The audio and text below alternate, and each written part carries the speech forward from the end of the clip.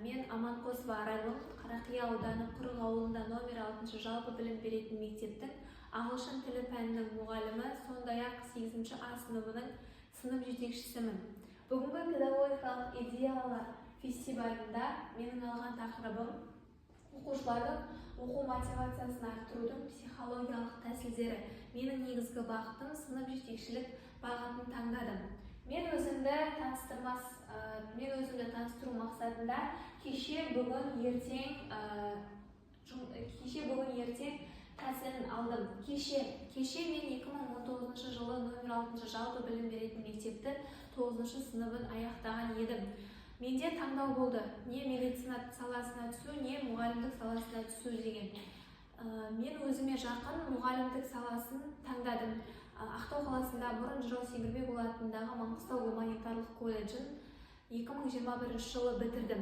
Бүгін мен номер 6 жалпы білім беретін мектепте ағылшын тілі пәнінің мұғалімі қызметін атқарамын. Еңбек өтілімім 4 жыл. Педагог модератор санатындағы ұстазбын. Және жұмысқа кірген алғашқы жылы маған 5 А сыныбын берген болатын. Сол жылдан бастап мен өзімнің сынып жетекшілік лауазымды қызметімді бастадым. Қазіргі таңда менің сыныбым 8 А сыныбы. Енді қазіргі таңда балалардың оқуға деген құштарлығы тым төмен деп те айта аламыз. Олардың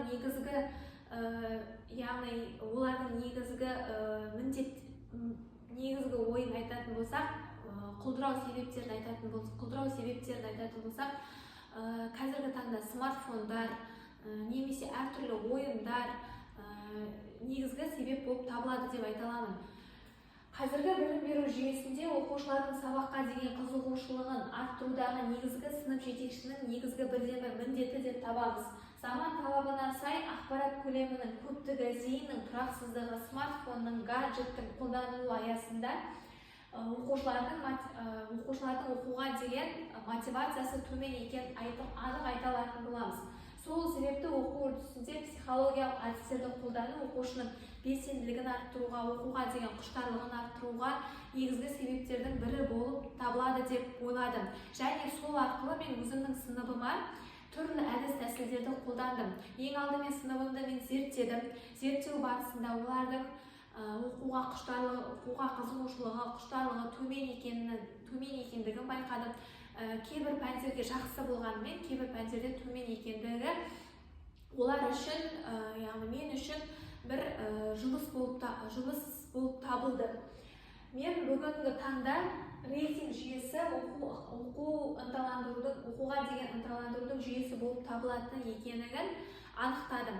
Яғни бір мезгілде мен оқушыларыма түрлі тапсырмалар бердім. Оларға мотивация беру арқылы оқуға деген құштарлығын арттырып, олардың оқу үлгерімін жоғарылатуға мен жұмыстандым. Мысалы, бір күні мен сыныбыма айттым: 2 аптаның ішінде сіздер 30 баға, яғни оның ішінде тек қана бестік бағалар есептеледі дедім. 30 баға жинау керексіздер деп тапсырма берілдім. Оқушылар 2 аптаның ішінде олар баға жинады. Қорытындылай келе, бірінші орынға түскен оқушы 2 аптаның ішінде 39 баға, яғни бестік жинап жеңіске жетті. Қалған оқушылардың рейтинг жүйесі де дәл сондай болды. Ешқандай төмен баға алған оқушының негізгі бағасы 15 баға болды. Яғни олардан кері байланыс ала отырып, мен олардан сұрадым: сіздің мотивацияңыз арқылы біздің пәндерге деген қызығушылығымыз артты. Яғни біздің біліміміз жоғарылады деген маған жауаптар айтылған болатын. Келесі, мен бұл жұмыспен тоқтап қалған жоқпын. Екінші жұмыста мен оқушыларыма тағы да тапсырма бердім. Белгілі бір балды жинау керексіздер. Егер барлық бағаларды қосып біздің сыныптың бағасына бөлсек, онда оның 80% жоғары болса, мен сіздерді кинотеатрға апарамын дедім. Яғни мен кинотеатрды мектептің ішінен ұйымдастырдым. Оларға белгілі бір билет шығарып бердім. Содан кейін оларға билетті беру арқылы мектебіміздің акт залында оларға 1 сағаттық киноны көрсеттім. Яғни олардың манағы айтқан оқуға деген қызығушылығын мотивация арқылы мен ояттым десем болады. Келесі, бұлай мектептегі апта күндерінде мен оларға тосыннан тосын сыйлықтар жасай бастадым, яғни олардың қызығушылығын арттыру мақсатында. Және де бұл жерде бұл біздің 6 сыныптағы ісіміз, яғни мен бұны 5 сыныптан қазіргі уақытқа дейінгі жасалып келе жатырған жұмыстарым деп айтсам болады. Бұл жерде біз оларға да манағыдай баға санын көбейтесіңдер, олар баға алған сайын оқу үлгерімі жоғарылайтынын мен оларға айттым. Оларға түрлі түсті, яғни кеш ұйымдастырып бердім. Мектебіміздің ішінде түрлі түсті кеш ұйымдастырдым. Олар сол белгілі бір берілген жұмысқа, тапсырмаға жету, яғни орындау үшін олар оқуға деген қызығушылығын арттырып, алдарындағы пәндерді оқиды. Сол оқыған мақсатта олардың бағасы жоғары болады. Соның нәтижесінде біздің сынып үлгеріміз ең жоғары сынып үлгерімдердің бірі болып табылады. Келесі, яғни бұл алған әдістерді қорытындылай келе, бұл әдістен мен не күттім? Күтілетін нәтиже қандай деу мүмкін? Оқушылардың сабаққа деген ең алдымен қызығушылық артады. Өздігінен білім алуға деген қажеттілік тудырады. Жауапкершілік, белсенділік, шығармашылық қабілеттері дамиды. Яғни ең бастысы мұғалім мен оқушының арасындағы ара қатынас нығыздала түседі.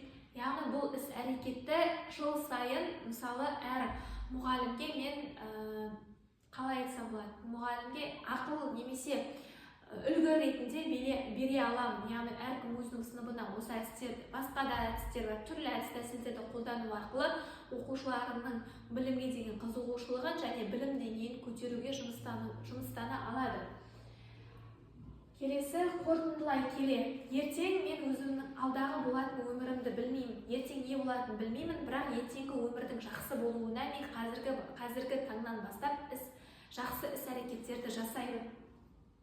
Өзенде өтетін өлшеулі өмірде өлер мен өлмекшінің өрнегіндей өсуімен өркениетті өлкеміздің өрістетіп, өрбітіп, өзімізді өкпелетпей, өсекшілерді өсектемей, өнерлі өлеңдерімізді өнерлерді өшпестей, өсеттеп